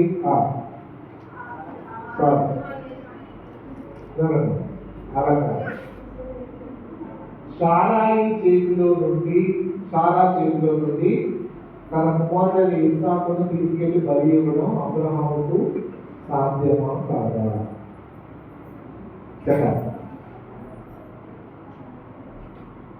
అసలు విడిచిపడతానండి 24 గంటలు దాంట్లో పసిబిడ్డలు పెట్టుకున్నట్టుకి కూడా ఉంచుకుంటారు. మనకి ఎన్ని సంవత్సరాల వయసు వచ్చింది? 37 సంవత్సరాల వయసు ఉన్న సంఘం పెట్టుకుంటారు కదా. కానీ తన కొడుకుని అంత జాగ్రత్తగా చూసుకుంటారు. ఇప్పుడు అబ్రహాం ఎలా తీసుకెళ్ళాలి? మీరు చెప్పండి, ఒక సలహా చెప్పండి. చాలా వయసు నుంచి అబ్రహాం ఎలా దూకరించాలి? ఇప్పుడు అబ్రహాం 14 వయసు. ఏంటో తెలుసా? అది ఈ గ్రంథంలో లేదు, బైబిల్ గ్రంథం ఏంటి? మరి వాళ్ళ ఇంటి దగ్గర రాసిన గ్రంథం ఏదైతే ఉందో యాషారు గ్రంథం, బైబిల్ 2 సార్లు రాసింది. యాషారు గ్రంథం ప్రాముఖ్యత ఎక్కడెక్కడ? యెహోషువ గ్రంథంలో, అలాగే 2వది సమూయేలు గ్రంథంలో 2 చోట్ల రాస్తుంది యాషారు గ్రంథం. యాషారు గ్రంథంలో రాయబడిన వృత్తాంత ప్రకారము అబ్రహాం ఏం చేశాడంటే శారాయికి అబద్ధం, ఇది అబద్ధం చెప్పాల్సినట్టు గతేంద్రమైంది. అంత అప్పుడు ఏం చేశావు? ఆలోచించే ఏమన్నా తెలుసా? ఇదిగో నాహోరు ఇంట దైవిక విషయాలను నేర్చుకున్న కొరకు దేవుని కూర్చిన జ్ఞానము నేర్చుకున్న కొరకు షేము, నాహోరు ఇంట షేము ఏబేరుల ఇంట దైవ జ్ఞానం నేర్చుకున్న కొరకు నీ కుమారుడిని పంపించాలి. నేను ఒప్పుకోను, నేను పంపించను అందా లేదా? చాలా లాస్ట్ ఒప్పించాడు. ఎలాగో అంటే దైవ జ్ఞానం లేకపోతే నాలాగా చాలా తప్పులు చేస్తాడు, తర్వాత అనార్థాలు వస్తాయి, దైవ జ్ఞానం నేర్చుకోవాలి.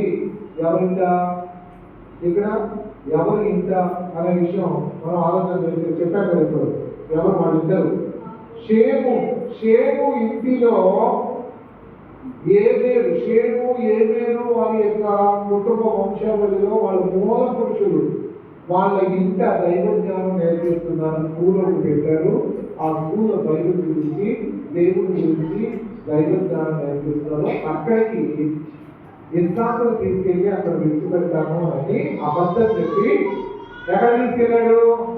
మోరియా పర్వతం మీదకి తీసుకెళ్తున్నాడు.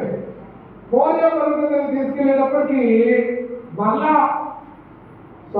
ఇక్కడ ఒక విషయం చెప్పాలి. ఆగరు ఇస్మాయిల్ తీసుకుని వెళ్ళిపోయిన తర్వాత మళ్ళా ఇంటికి వచ్చింది. మళ్ళా అబ్రహాము బ్రతిమాలి, వాడు కూడా మన కొడుకే కదా, ఈసారి ఏమి చేయండి అని తీసుకొచ్చింది. అబ్రహాం తీసుకొచ్చారు. అప్పటి నుండి కొడుకును విడిచిపెడతారు. తన జ్ఞానాలు వచ్చి బయటికి వెళ్ళనీయట. ఓకేనా? అది కాలం. ఇప్పుడు అబ్రహాము మోరియా పర్వతం మీద బలి అర్పించడానికి ఎవరు తీసుకెళ్ళాడు? ఇస్సాకుకు ఇద్దరు వచ్చారు. వాళ్ళిద్దరు పేరు బైబిల్లో రాయలే, కానీ ఈ గ్రంథంలో రాసింది. వాళ్ళిద్దరు ఎవరు? ఒకడు ఎలియాజరు, రెండోవాడు ఇస్మాయిల్. వీళ్ళే ఈ క్యారెక్టర్. ఎలియాజరు ఇస్మాయిల్ కూడా వచ్చారు. ఎవరు కూడా? బైబిల్లో లేదు ఈ విషయం. ఎవరు కూడా వచ్చారు అని అంటే, ఇస్సాకు అబ్రహాము కూడా మోరియా పర్వతం మీద బలి అర్పించడానికి తీసుకెళ్ళినప్పుడు వాళ్ళిద్దరు వచ్చారు. మీరు రాష్ట్రపతి కన్ఫ్యూజ్ అయిపోతారు. మళ్ళీ నేను చెప్పడం కుదరదు. ఈ విషయాలు మాత్రం చాలా క్లియర్గా మనకి గుర్తుపెట్టుకోవాలి. ఇద్దరు వచ్చినప్పుడు కొండ మీదకి వాళ్ళు వెళ్ళారు. అబ్రహాము, ఎలియాజరు, ఇస్మాయిలు వారిద్దరిని కూడా పంపించేటప్పుడు ఒక తప్పిదం జరిగింది, ఒక పొరపాటు జరిగింది. ఏమిటా పొరపాటు? సారాయి కూడా తెలుసు తెలియక ప్రపత్తి, సౌందర్యవతి, తల్లులలో గొప్ప తల్లి, ఆమె కూడా ఒక తప్పు చేసింది. ఏం చేసింది చెప్పనా? అబీమెలెకు ఇచ్చిన ప్రశస్తమైన వస్త్రము ఇస్సాకుకు, స్కూల్లోకి వెళ్ళి చదువుకుంటాడు కదా, ఆమె దగ్గరికి వెళ్ళని విలువైన వస్త్రమును ఇస్సాకు తన కొడుకు అయిన యోసేపుకు వివిధ వర్ణములు కలిగిన విచిత్రమైన వస్త్రములు తొడిగినట్లుగా ఎవరు తొడిగారు ఇక్కడ? రిబ్కా, సారాయి తన కుమారుడైన ఇస్సాకు విలువైన ఖరీదైన ప్రశస్తమైన వస్త్రం అబీమెలెకు ఇచ్చిన బహుమతుల్లోంచి తనకు తొడిగి తల మీద టర్బా అంటే తలపాగా అది పెట్టి విలువైన ఆభరణాలు శరీరం మీద అబీమెలెకు దగ్గర నుంచి తెచ్చిన ఆభరణాలు తగిలించి మంచి ఖరీదైన చెప్పులు అవన్నీ కూడా వేసి, నా కొడుకును కష్టపెట్టొద్దు, నా కొడుకును బాధ పెట్టొద్దు, ప్రమాణం చేయి అబ్రహామాన్ని ప్రమాణం చేసుకుని ఈ చెత్తంతా కూడా తగిలించి పంపించింది. ఎక్కడికి? స్కూల్కి. కానీ అబ్రహాము చెప్పకుండా ఎక్కడ తీసుకెళ్ళాడు? దేవునికి బలి అర్పించడం. ఇంత సహజం జరిగింది. ఇది మామూలు విషయం కాదు, ఇది ఆశావాసి విషయం కూడా కానే కాదు. కాబట్టి ఇలాంటి విషయాలు మనం చూస్తున్నప్పుడు మనకు అర్థమయ్యేది ఏమిటి అని అంటే, ఇక్కడ దేవుని యొక్క ప్రణాళిక ఏంటి? అపవిత్రులు ఎవరో నీకు కొన్ని వస్త్రములు కొనిపెట్టారు కానీ, కాబట్టి లోకస్తులు, విగ్రహారాధికులు, లేకపోతే మరెవరో కొన్ని విలువైన ఆభరణాలు కొనిపెట్టారు అని ఒక్కొక్కసారి దేవుడి సన్నిధికి వచ్చేటప్పుడు వేసుకుని వస్తున్నావా? నేను ఎంత చెప్పినా అట్టగా నాకు ఎవరు చెప్తారో కానీ వచ్చేవారా ఖచ్చితంగా చెప్తాను. నేను ఎంత చెప్తున్నాను కదా, శరీరానుసారులు ఇచ్చే విలువైన బహుమానాలు దేవుడి సన్నిధికి వచ్చేటప్పుడు ఎప్పుడైనా ధరించుకుని వస్తున్నారేమో జాగ్రత్త. అర్థమైందా? మనమందరము పరిశుద్ధులు, మనమందరము దేవుని రాజ్యం వారసులు. ఒక దినాక మనమందరము పరదేశులు, దేవుడితో సదాకాలము ఉంటాం. అవును కదా? మనమందరము రాజులైన యాజక సమూహం. కాబట్టి మనం ఏం చేయకూడదు? సారాయి లేక అబీమెలెకు ఇచ్చిన అపవిత్రమైన వాటిని ఏం చేయకూడదు? ఇప్పుడు పవిత్రమైన బలిని అర్పించడానికి వెళ్తున్నాడు అబ్రహాము. సారాయి ఏమో అపవిత్రమైన వాటి అన్నింటినీ ఇస్సాకుకు తొడిగిందా? అక్కడ ఏమవ్వాలి? దేవుడి కార్యం సజావుగా జరుగుతే అబద్ధం చేయడం. విషయం మీరు సరిగా అర్థం చేసుకోగలిగితే దేవుడిని ప్రేమించడంలో లేశమైనను తేడా రాకూడదు మన జీవితంలో. ఎందుకంటే తాను ప్రేమించిన దేవుడు నీ కొరకు, నా కొరకు తన ప్రాణమునే మన కొరకు పెట్టారు. అవును కదా? తన ప్రాణమును పెట్టిన వారి విషయంలో మీరు ఎంత జాగ్రత్త ఉండాలి, ఎంత నమ్మకంగా ఉండాలి, ఎంత యోగ్యంగా ఉండాలి. కాబట్టి దేవుని విషయంలో నువ్వు దగా చేస్తున్నావేమో, కొన్ని విషయాల్లో నువ్వు మరి దగా చేస్తున్నావేమో.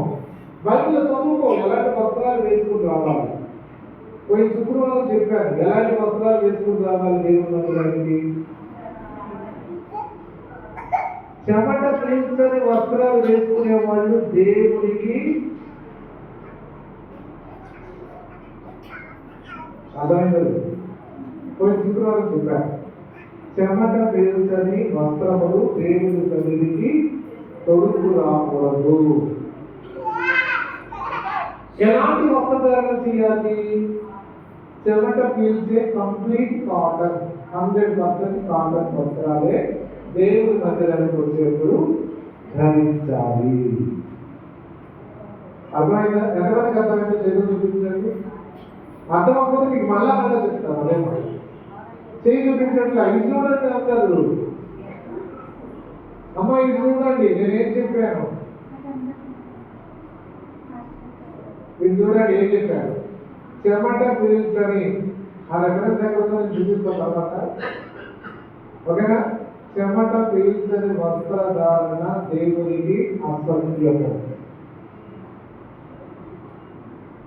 వాక్యం ఏం చెప్పబడింది కొత్త నిబంధనలో? తగు మోస్తరపు వస్త్రధారణ అంటే ఖరీదైన వేసుకోమని అట్లాంటి నేనేమన్నా ఖరీదైన వేసుకోండి నో ప్రాబ్లం. కానీ దానికి ఏ లక్షణం ఉండాలి? చెమట పీల్చేవి సన్నపు నార వస్త్రము లేదా లెనిన్ కాటన్.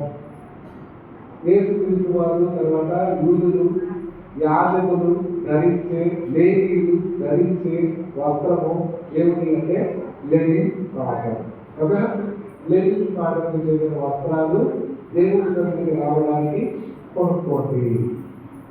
అవి వాటి దేవునికి మహిమ కలుగును గాక.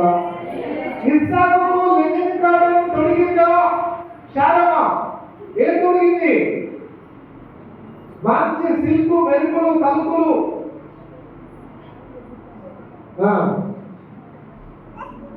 తలుపు మెరుపులు కలిగిన వస్త్రాలు అలాంటివి ఎవరికి? ఇస్సాకుకి తొడిగింది. దేవునికి మహిమ కలుగును గాక.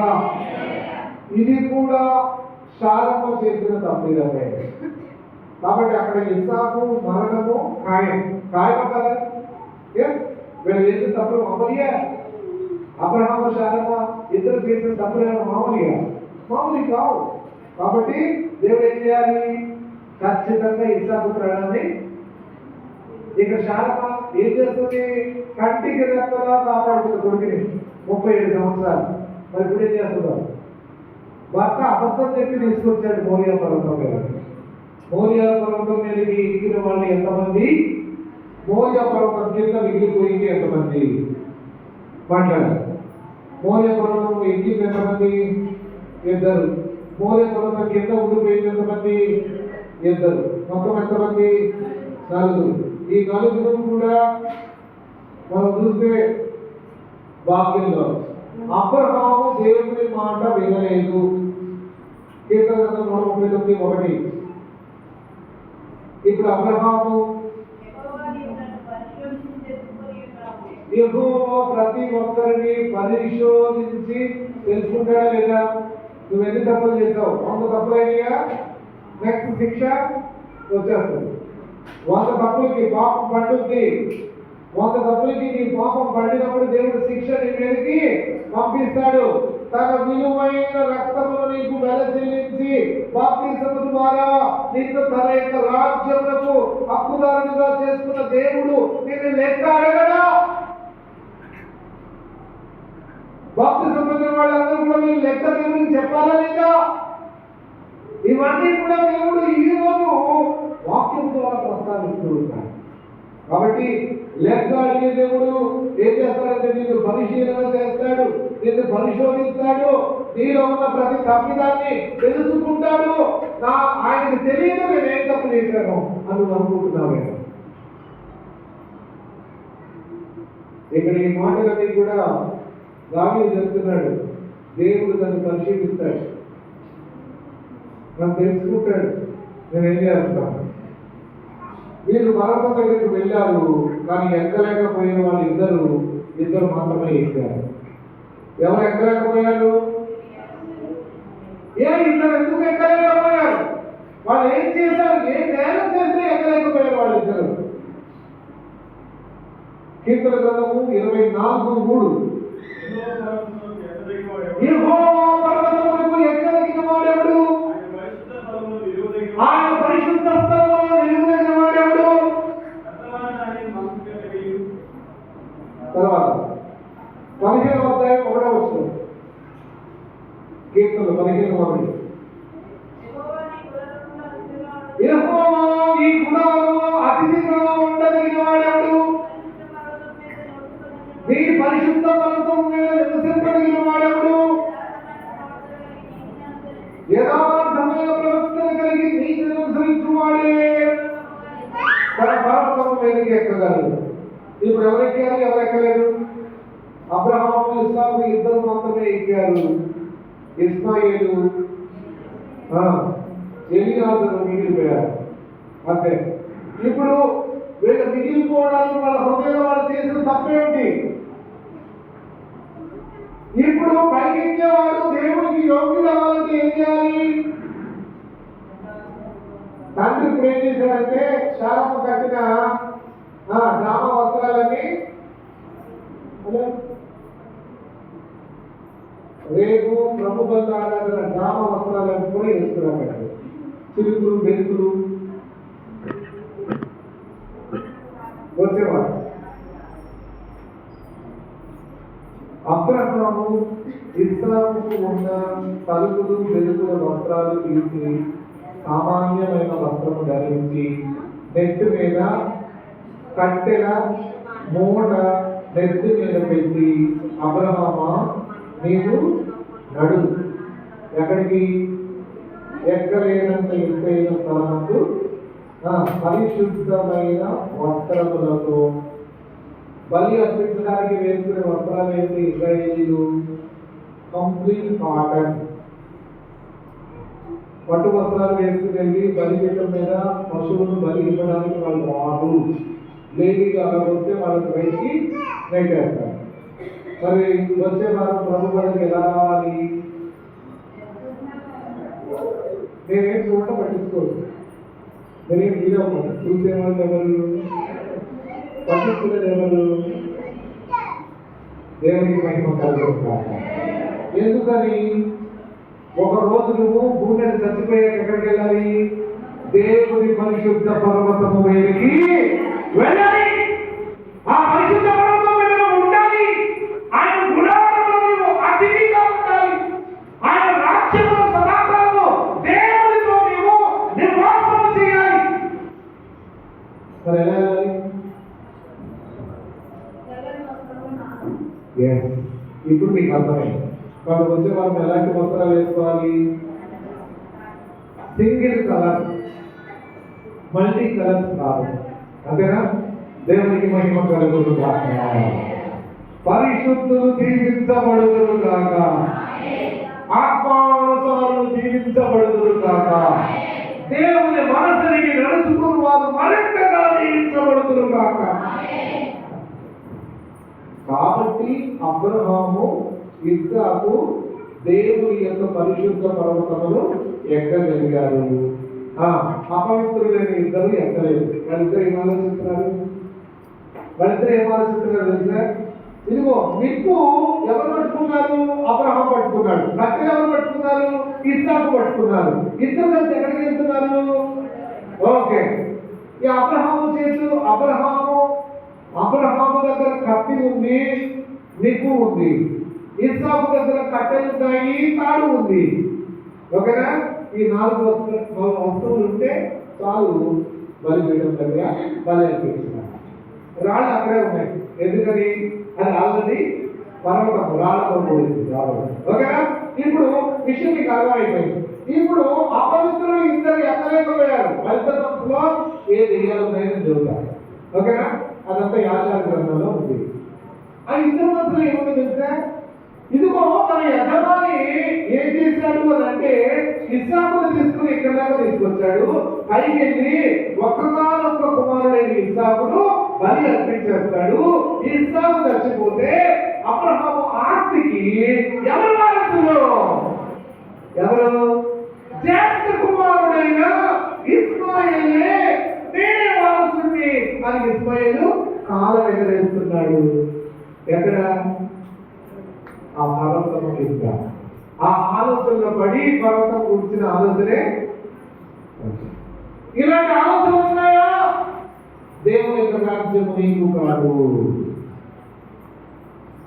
ఇప్పుడు ఇస్మాయిలు అలా అన్నాడు. మరి ఎలియాజరు తక్కువ? ఎలియాజరు కూడా ఏమన్నాడు తెలుసా? నా యజమానికి నేను నమ్మకమైన దాసుడు అన్నాడు. కాబట్టి నాకు కాక మరెవరికి ఇస్తాడు? రేపు నిన్ను మీ అమ్మని ఇంటిలోంచి తరిమేస్తాడు. తరిమేసినాక మిగిలింది ఎవరు? ఎలియాజరు.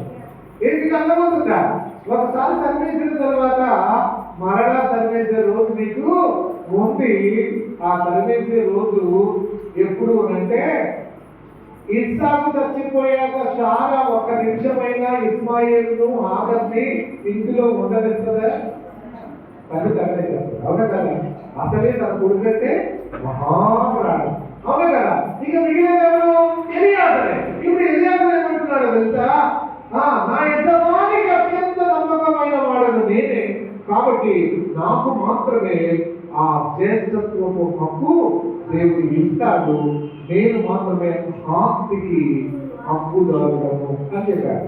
కాబట్టి ఇద్దరు కుతంత్రాలతో వాళ్ళు మనసులో మీరు ఇక్కడే ఉండండి అని అబ్రహాము చేత చెప్పబడ్డారు. అవునా కదా? ఆ ఆలోచన లేకపోతే అప్పుడు వీళ్ళిద్దరు కూడా పైకి వెళ్ళేవాళ్ళగా.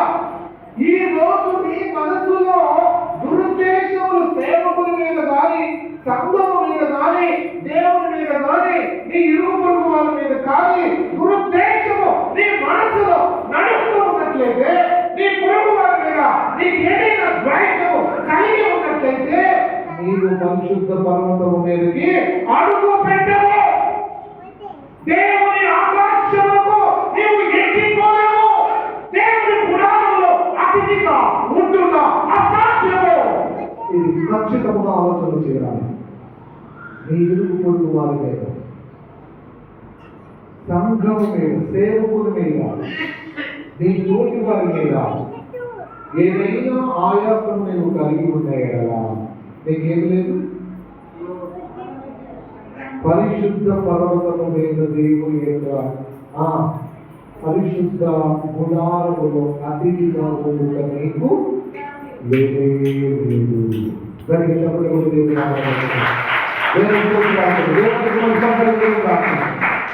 ఈ రోజు దేవుడు నిజముగా నీతో ఏం మాట్లాడుతున్నాడో నీకు అర్థమైందనుకుంటా. కాబట్టి దేవుడు ఆయన నీకిస్తున్న ఈ యొక్క మాట జకర్యా గ్రంథం 8వ అధ్యాయం 3వ వచనం. యెహోవా సెలవిచ్చినదేమనగా, నీవు సీయోను యొద్దకు మరలా వచ్చి యెరూషలేములో నివాసం చేతును.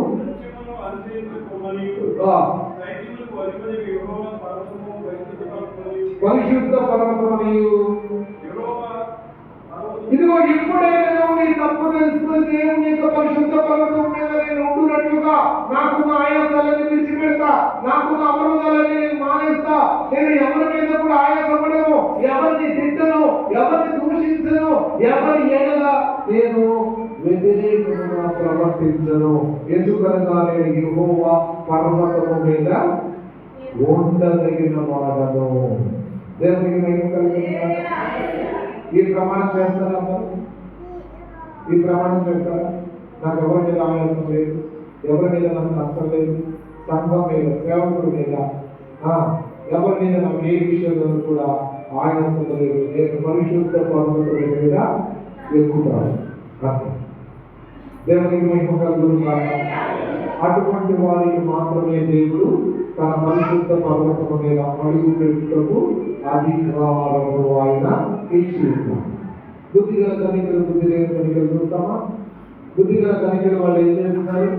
5 బుద్ధిగల కనికలు వాళ్ళు దేవుడి యొక్క క్రమము చెప్పుకున్న అడుగులు వేసుకుంటూ ముందుకు వెళ్ళారు. ఆయన ఆమె వచ్చాడు, ఆయనతో కలిసి పెళ్లి విందులోనికి వారిలోనికి ప్రవేశించారు. ఇదిగో ఎవరిని లక్ష్య పెట్టవద్దు, దేవుడిని లక్ష్య పెట్టు. 37 సంవత్సరాలు అబ్రహాము దేవుడికి బలి అర్పించలేదు. దేవుడికి మనం దీవించుకుంటాం. మన వేసుకుంటున్నాం.